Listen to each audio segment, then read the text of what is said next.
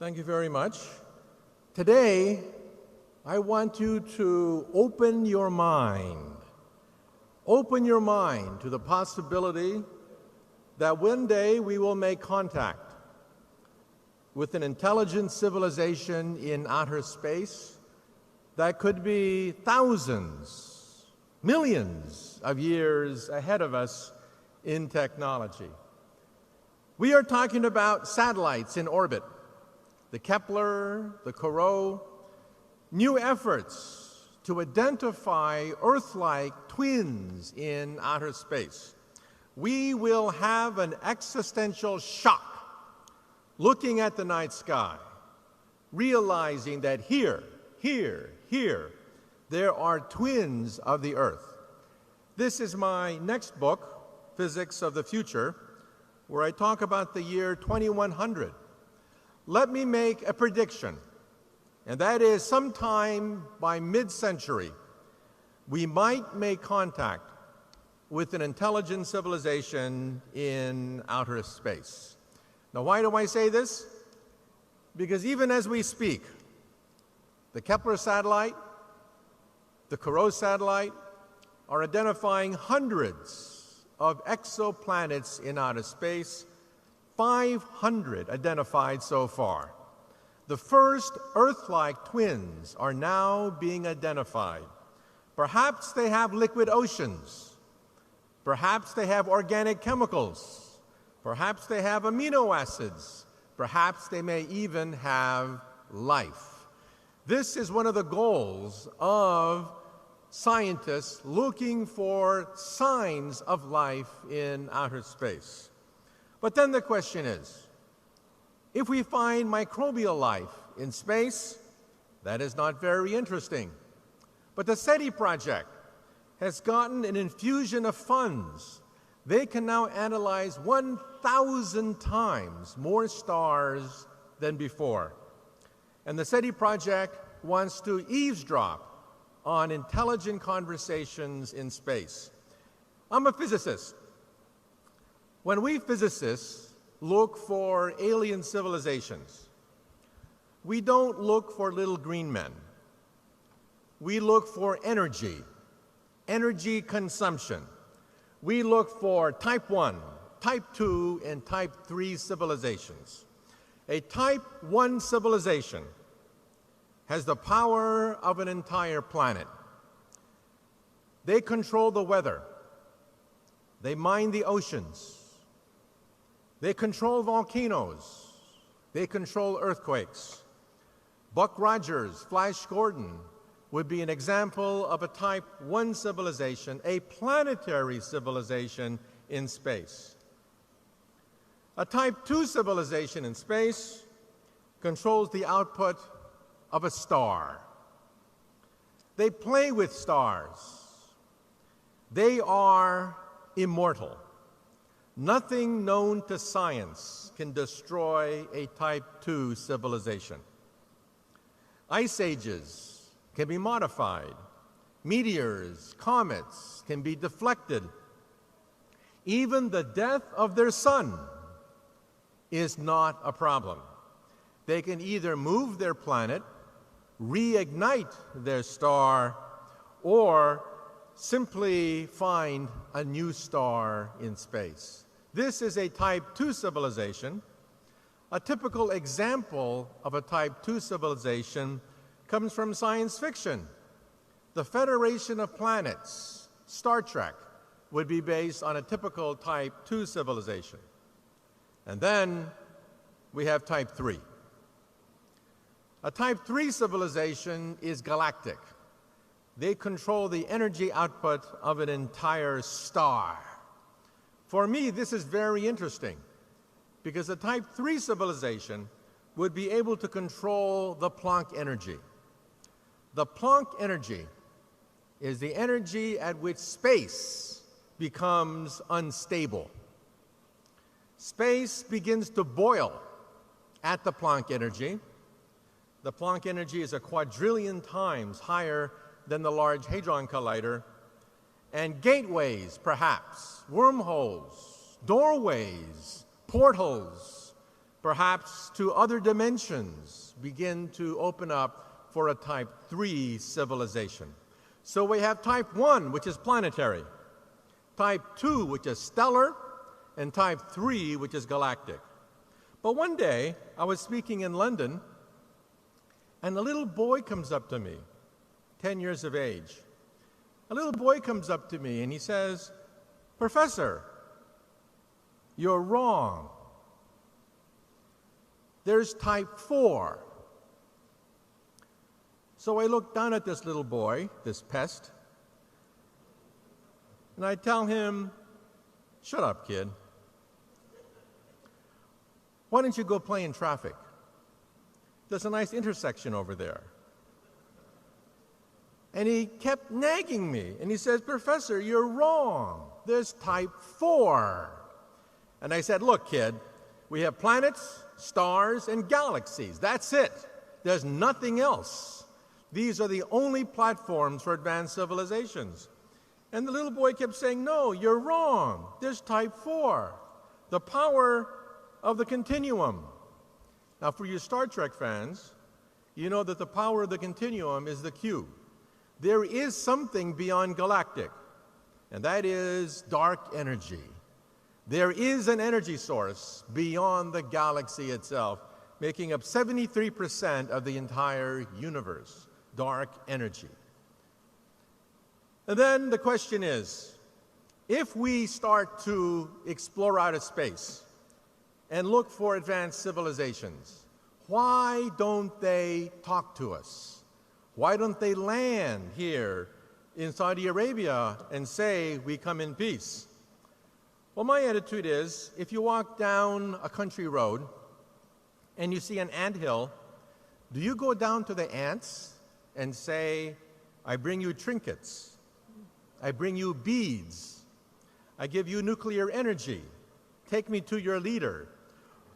Or maybe you step on a few of them. Maybe we're simply not that interesting. So let me now close on the following note. What lessons can we take from this? First of all, this has theological implications. Giordano Bruno was burned alive 400 years ago in 1600 for saying that there are civilizations in outer space. Because if so, the Catholic Church said, do they have a pope? How many popes are in outer space? 1,000? 1,000,000? 1,000,000,000 popes? How many saints are there in outer space? The mind boggles thinking about billions of saints, billions of popes in outer space. Rather than think about billions of popes, they simply burned Giordano Bruno alive. What does it mean for us? What are we? Are we type 1 that control the power of a planet? Are we type 2 that control the power of a star? Are we type 3 that can control galaxies, alter the fabric of space and time? No. We are type 0. We get our energy from dead plants, oil and coal. But take out a calculator. How long will it take for us to become type 1? The answer is 100 years. Around the year 2100, we will become a type 1 civilization. And we see the beginnings of that now. What is the internet? The internet is a type 1 telephone system. We are privileged to be alive to see the birth of a type 1 telephone system. What is the European Union? The European Union is the beginning of a type 1 economy. Why are we here today? We are seeing the birth of a type 1 economy. What is football? Football is the beginning of a type 1 sports. Get on the internet. What are the most common languages on the internet? Number 1 is English. Number 2 is Mandarin. We are beginning to see the beginnings of a type 1 language. What is rock and roll? The beginning of a type 1 youth culture. What is Chanel and Gucci? the beginning of a Type 1 high fashion. So let me tell you that we are now witnessing the greatest transition in the history of the human race. Transition from Type 0 to Type 1. The generation now alive is privileged to see the birth pangs of the birth of a new civilization, Type 1. Planetary energy, planetary economy, planetary environment. And so in conclusion now, let me wrap up. I'd like to dedicate my comments to Giordano Bruno, who 400 years ago said there are planets in outer space. Every week, we discover a new planet orbiting another star. I call this Bruno's revenge. Thank you. Over the last 43 years, I've given more than 700 presentations of an illustrated lecture called Flying Saucers Are Real. It lasts about 90 minutes. I cover 5 large-scale scientific studies that 98% of the people have never heard of. I deal with all aspects of the flying saucer phenomenon. Obviously, I can't do that here today. I can give you my conclusions. The first one, the evidence is overwhelming that planet Earth is being visited by intelligently controlled extraterrestrial spacecraft. Some so-called unidentified flying objects are alien spacecraft. Most are not. I don't care about those. Some few people within major governments have known for most of that time that indeed some so-called UFOs are alien spacecraft. Unfortunately, what also comes out of this is that our civilization is not the most advanced in the local galactic neighborhood. But in terms of today's conference, this week's conference, we can say that there's been a lot of innovation out there that we haven't yet achieved. My mantra is that technological progress comes from doing things differently in an unpredictable way. The future is not an extrapolation of the past. There is a need for change. I picked a terrible example in terms of its overall impact, but we can see how man has advanced in getting better at killing people by being creative. During World War II, a big bomb was a 10-ton blockbuster. Took a big B-29 to carry it. Did a lot of damage when it was dropped. Within a few years, we had an atomic bomb releasing the energy of 15,000 tons of TNT. That was 1945. 7 years later, we tried something different. An H-bomb, 10 million tons of TNT equivalent. Created a fireball 3 miles wide. One wonders what the visitors must have thought about this society of ours. Good at killing. The people on this planet this year will spend over $1 trillion on things military. 30,000 children died yesterday of preventable disease and starvation, and will today and tomorrow and the next day. That tells you a great deal about our society.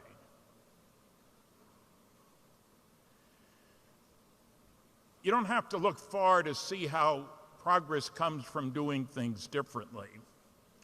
The Apollo command module hits the atmosphere at 25,000 miles an hour. It's round and it's blunt, much more like a flying saucer than like a high-speed airplane should be, we thought. A different approach to propulsion involves magnetoaerodynamics. I did a literature search of government reports back in 1970. There were 900, 90% were classified. Somebody is interested in magnetoaerodynamics. I worked on nuclear rocket engines. You'll see a picture of one in a moment. The biggest one, about this big in diameter, power level was 4,400 megawatts. That's twice the power of Grand Coulee Dam. That was tested before 1970, mind you. The nuclear world, navies have submarines that can go for years without refueling.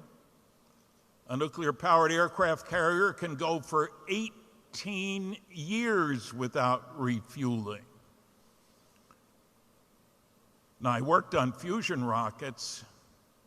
They're exciting.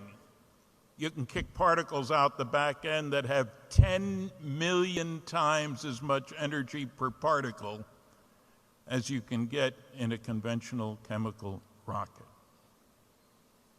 Progress comes from doing things differently. There's a picture of an H-bomb on the left. There are some of the equations on the right. There are a number of different fusion equations. If you use the right stuff in the right way, you can kick particles out the back end with 10 million times as much energy per particle as in a chemical rocket. Every advanced civilization will know about fusion. Why? Because that's how the stars work. And they seem to be working all over the place out there. I said some people know more than others and aren't telling us. It took me 5 years to get these two examples of CIA UFO documents. You can read 8 words per page. There are thousands of documents that haven't been released.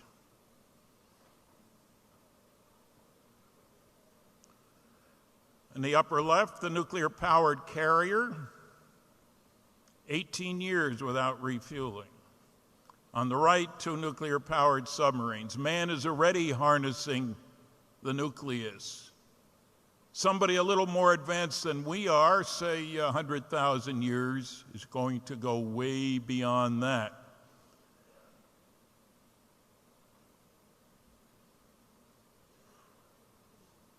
There's a schematic in case you're wondering about a nuclear rocket. Cold hydrogen goes in and gets heated in the reactor and goes out hot. And the one on the right is one of these. That's one of the Phoebus systems. Was safely tested out not far from Area 51 in the Nevada desert. These are real, not imaginary.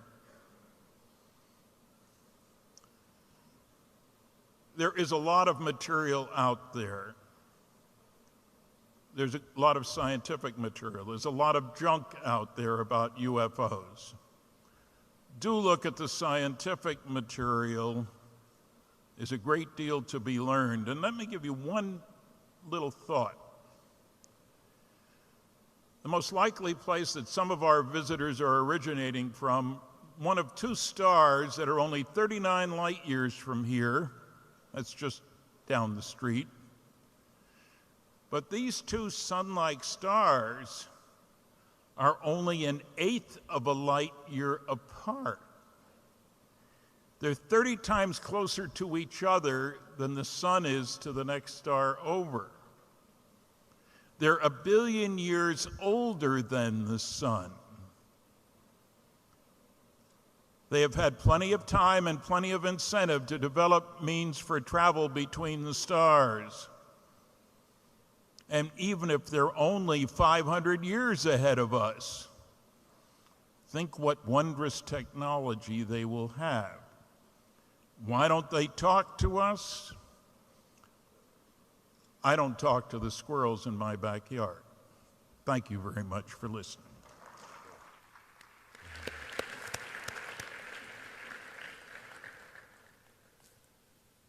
Stanton, I had just a quick follow-up question for you. In the pre-discussion, you had mentioned a particular organization that you felt was one of the most responsible collectors of reportings. Yes.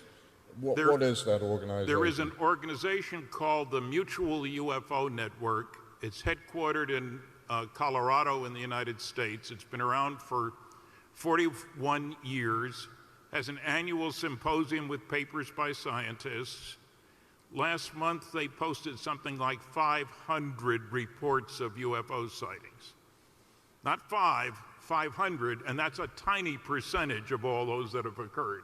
Okay, thank you. Thank you very much indeed. There is, of course, as you know, big money to be made in space. The satellite launch industry is one example of that. In the near future, space tourism is going to be something we'll be hearing more about. And in the slightly longer term, maybe the possibility of mining asteroids and going after resources in space is going to be something that the business community will be looking at seriously. I think the space program is going to move increasingly from organizations like NASA and ESA actually into the private sector. But is there any money to be made in alien life? And can the search for alien life teach the business community any lessons? Well, as to whether there's money in alien life, of course, there's certainly money in Hollywood science fiction movies, and Mr. Spielberg and Mr. Lucas and a number of colleagues have made a lot of money out of that. What about the real search for life? Many different people are searching for extraterrestrial life in different places and with different methodologies. Some people are researching and investigating the UFO phenomenon. Other people talk about missions perhaps to Mars or Europa, and maybe finding microbial life elsewhere in our solar system. Some people are looking at exoplanets and are talking about the next generation of telescopes, conducting spectral analysis to look for the biosignature, as it were, the biomarker, evidence that there might be life on other planets orbiting other stars. And some people, some radio astronomers, are searching for a signal from another civilization, just as we send signals out into space to try and attract attention. That's something that's been done. So others are listening. Last year, the Royal Society held 2 discussion meetings to talk about the search for extraterrestrial life and the more interesting question of what would happen if we found it. What was particularly interesting about those 2 meetings in terms of innovation and thinking outside the box was that this wasn't just astronomers or astrophysicists involved, but there were theologians invited. Anthropologists were there as well. So this was a multidisciplinary effort. And I think in a world where people all too often work in very narrow silos, it's very interesting to look at the search for alien life as being this multidisciplinary search. Another example of innovation in that search is the way that people are beginning to think outside the box and say, well, wait a minute, maybe we shouldn't be so anthropocentric about this. Let's not just think for looking for something like us, an Earth-like planet around a sun-like star. Let's consider that an advanced civilization might migrate to a black hole because they might view it as an energy source. And let's think that maybe as people begin to realize that our bodies break down, maybe we are in what has been termed the post-biological universe. So maybe we should be looking for artificial intelligence as well. What happens if we find alien life? Clearly there would be huge implications in terms of politics, religion, science, and indeed a societal change in our worldview. But there might be some other interesting consequences as well, perhaps more relevant to the business community. If you find a new form of life, you get to name it. How much might that be worth? Sponsorship? If you find a planet, if you're the one who discovers a planet where maybe, just maybe, there's life, again, how much would the naming rights of that be worth? If you brought back microbes from Mars or Europa, what about the biotechnology implications of that? And if you detected a signal from another civilization, what might the information encoded in that signal tell us? And how much might that be worth?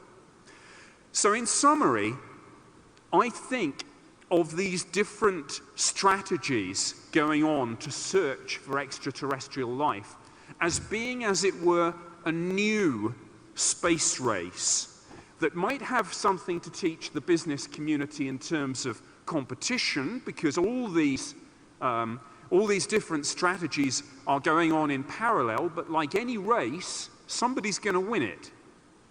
And also, might there be some more direct benefits in terms of the technology? And a final thought.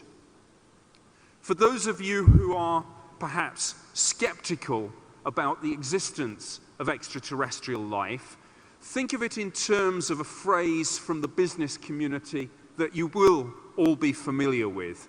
Think of discovering alien life as the ultimate low probability, high impact event. Thank you. Okay. Thank you, Nick.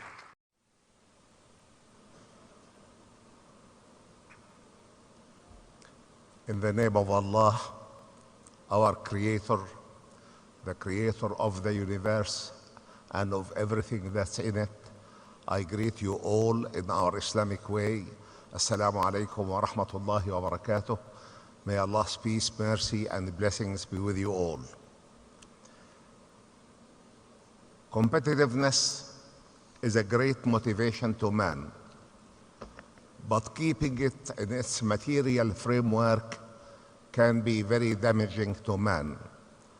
And that's why I would like to take this competitiveness outside its material framework and remind everybody that the best way of being competitive is to understand who you are, who has created you and sent you into this world, what's your message in it, how can you fulfill that message to the best of your abilities, and what's for you after this life.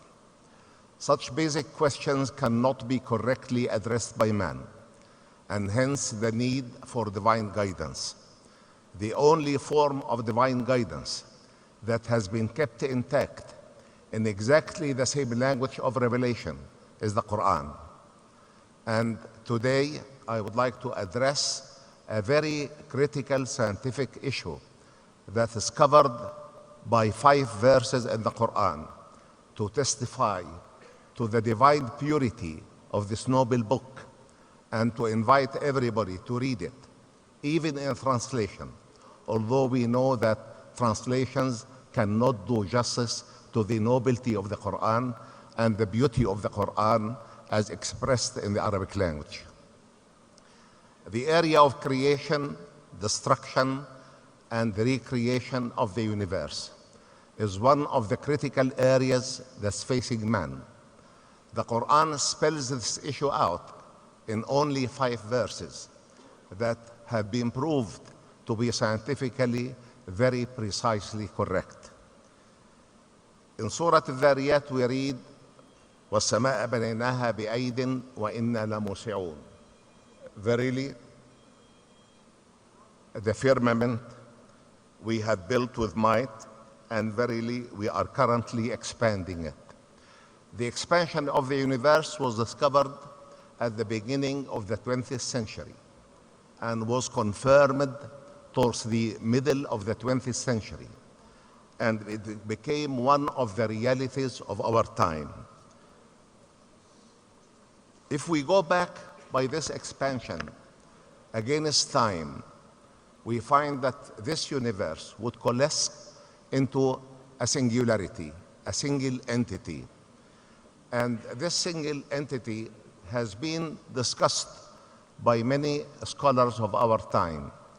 Yet the Quran has expounded this fact by reading in Surah Al-Anbiya, أَوَلَمْ يَرَ الَّذِينَ كَفَرُوا أَنَّ السَّمَاوَاتِ وَالْأَرْضَ كَانَتَا رَتْقًا فَفَتَقْنَاهُمَا وَجَعَلْنَا مِنَ الْمَاءِ كُلَّ شَيْءٍ حَيٍّ أَفَلَا يُؤْمِنُونَ. Having the unbelievers seen that the heavens and the earth were initially gathered together or condensed in one initial singularity, and then we clove them asunder. This became the dominant theory that can explain the origin of our universe. This initial entity exploded into a cloud of smoke. From that smoke, Allah has created both the earth and every heavenly body around us. And the Quran reads in Surah Fussilat, ثم استوى إلى السماء وهي دخان فقال لها وللأرض ائتيا طوعا أو كرها قالتا أتينا طائعين. Then he, meaning Allah, our creator, turned it to the sky when it was just smoke, and said to it and to the earth, come into being willingly or unwillingly. They both said, we do come in willing obedience. And this smoke has just been photographed by satellites that have passed the zone of pollution and the zone of clouds surrounding the earth.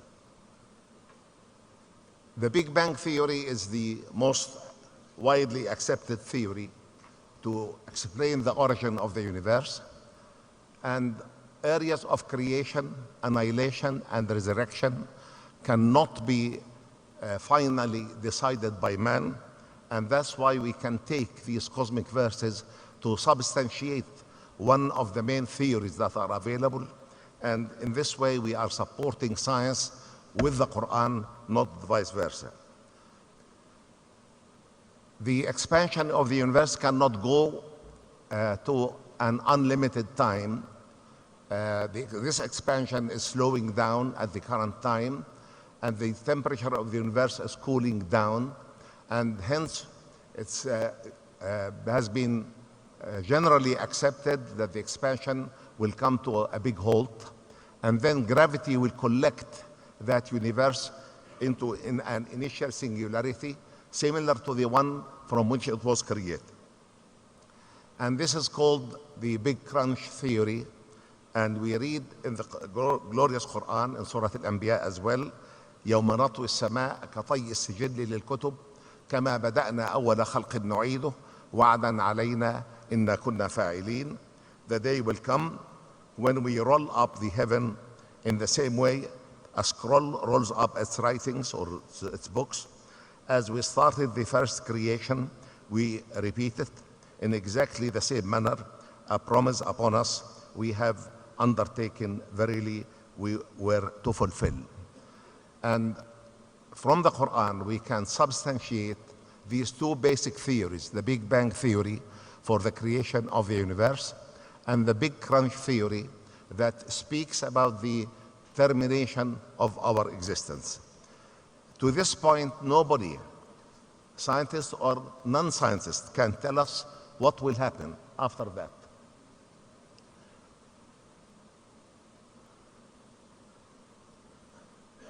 يوم نطوي السماء كطي السجل للكتب. They stop at that point and nobody can tell us what will happen after that. Only the Quran can explain this to us by saying يوم تبدل الأرض غير الأرض والسماوات وبرزوا لله الواحد القهار. this universe will be completely destroyed. Allah will create another universe, a different earth from ours, and different firmaments from the firmaments that are surrounding us today, and we will be resurrected from this new earth. يوم تبدل الأرض غير الأرض والسماوات وبرزوا لله الواحد القهار. The day will come when the earth is replaced by a different earth, and so are the heavens. These 5 separate verses can address one of the most critically difficult scientific issue, the creation, the annihilation, and the recreation of the universe. And the precision, the scientific precision of these cosmic verses are only an example. The Quran contains 12,000 cosmic verses that have been proved to be absolutely scientifically precise. And this is a testimony to the people of our time to read the Quran even in translation and judge for themselves whether this is the word of God or the word of man. Assalamu alaikum wa rahmatullahi wa barakatuh. Thank you very much. And as the last speaker, our chairman has asked me to try to synthesize some of the things that have been said and hopefully encourage the discussion with you. First, I must say it's a great honor to be invited to this forum, and it's a pleasure to share this panel with distinguished friends and colleagues. Professor Kaku has reminded me that we must keep an open mind. Professor El Naggar has brought up the spiritual long-term implications for all of mankind of the search for life in the universe. Stanton Friedman has told us that the future is not an extrapolation of the past. And Nick Pope just reminded us that there are also financial, very clear financial incentives for continuing this search beyond the frontier. I bring a different perspective to this. I'm a general partner in a venture capital fund in Silicon Valley. Over the years, we've invested in over 60 high technology startups, ranging from nanomaterials and database software to surgical robots and biotechnology and genomics. 1/3 of these companies are now publicly traded on NASDAQ. And certainly the main lesson from me is that technology is indeed accelerating, as the previous speakers have pointed out, at an increasing pace, and we must keep an open mind to seize the next wave of technology development. Aside from these professional activities, I've maintained a keen interest in UFO phenomenon for about 50 years. First as an astronomer and later as a high technology investor, because it presents the kind of anomaly that leads to new concepts in science. In other words, even if we don't have a complete explanation in the next few years or decades, the data is so compelling that it can lead to disruptive breakthrough. The phenomenon is very complex. So the first thing a scientist has to do is to refrain from premature conclusions. It would be dangerous to jump to conclusions too early. But together with my colleague, Dr. Eric Davis from the Institute of Advanced Studies in Austin, in Texas, I've proposed a few years ago a 6-layer model to guide the analysis of the observations. We have new things to observe in terms of physics. We have new things to observe in terms of what we've called anti-physics, for lack of a better term. Professor Kaku wrote a book on the physics of the impossible that has been really an inspiration to me. And I think the UFO phenomenon gives us examples of some things that today are impossible in physics, but might be possible in the next few years or decades. There is a profound psychological impact of the observation on the witnesses that we do not understand completely. There are also physiological impacts that we need to learn from. for example, paralysis and a number of other physiological effects that we don't have time to go into, but are well documented in the literature. And then there are psychic impacts in terms of the impact on the consciousness of the witnesses, and then there are deep cultural impacts as well. To make it more concrete, I'd like to give you just 2 examples of actual data from our files. Actually, this first case is from the files of the French Air Force. A French aircraft was flying near Dijon. This was in March 1977, before there were very advanced remotely piloted vehicles and like the Predator and so on. And he saw as you can see from on the graph, he saw a very powerful light coming from his 3 o'clock position, very quickly closing in on his trajectory. He did an evasive maneuver by diving and turning. The object placed itself on his tail and followed him, which was very annoying to this pilot. This was a military aircraft. And again, he took evasive action. The object flew off to his left, did an amazingly powerful turn at a very, very high G. He thought there was a large dark object behind the light itself. It came back and it came again and did it again from his 3 o'clock position. Again, he evaded by an extreme maneuver, and then the object flew off. Well, you might say, well, it's just one pilot. But this is a plane this was a Mirage 4. It's a strategic bomber. And this was followed on radar, and it was seen from the ground. The whole thing was watched from the ground by a law enforcement officer in France who actually did the main report. This is very hard to explain in terms of natural phenomena. It cannot be brushed off as just an error of perception by the pilot. A similar thing had happened in the French files back in 1956 over Orly Airport, and these are concentric circles of 5 kilometers around Orly. Over a period of over an hour, 4 airliners, the pilots and the crews, described an object very similar to the object seen by the Mirage. This object literally jumped from one corner of the sky of Paris, tracked by radar, seen from the ground, and seen by 4 airliners. It was tracked at over 2,000 miles an hour. I don't need to remind you that in 1956 there was nothing like that, and there is still nothing that can do this today. This is the kind of data that much of the scientific community has not seen, has not taken the trouble to be exposed to, and this is perhaps this panel may be the first breakthrough in bringing this to the attention of the scientific community.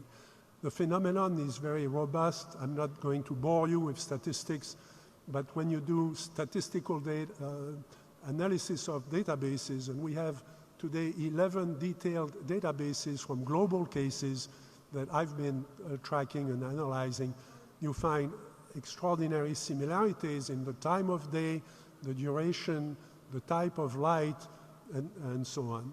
And we can learn a lot from this. We can do science on this without prejudging what the ultimate answer is going to be. So my conclusion is that reports of a phenomenon can be studied objectively with the methods of today's science. For example, we have started to look at residue from these cases. There are a number of cases where we have metallic residue that have been analyzed, and we're beginning to understand why it would make sense for an advanced technology to use these particular metals in that particular combination. We also can analyze the light. We know how to compute light output from given sightings where there is a calibration of the light that the object gave off. And we have started to do this kind of analysis and look for patterns. This is high school physics. This is not general relativity. This is not very advanced, string theory. This is something that we could do today. The science has not been done yet, and it needs to be done. There are ancient cases. Just published a book called Wonders in the Sky, about 500 cases unexplained before the Industrial Revolution. These need to be looked at. There is high sighting frequency and the appearance of physical and biological anomalies. All this argues for bold new theories. Beyond the limited polarization between the science fiction view of ET and the academic skepticism. So UFO reports may provide, we're not ready to invest, I must say on behalf of my partners in Silicon Valley, we're not ready to invest in UFO research, but somebody should begin to look at different types of analyses of this phenomenon because it can provide an existence theorem for new notions of space and time and breakthroughs in technological innovation. Thank you very much.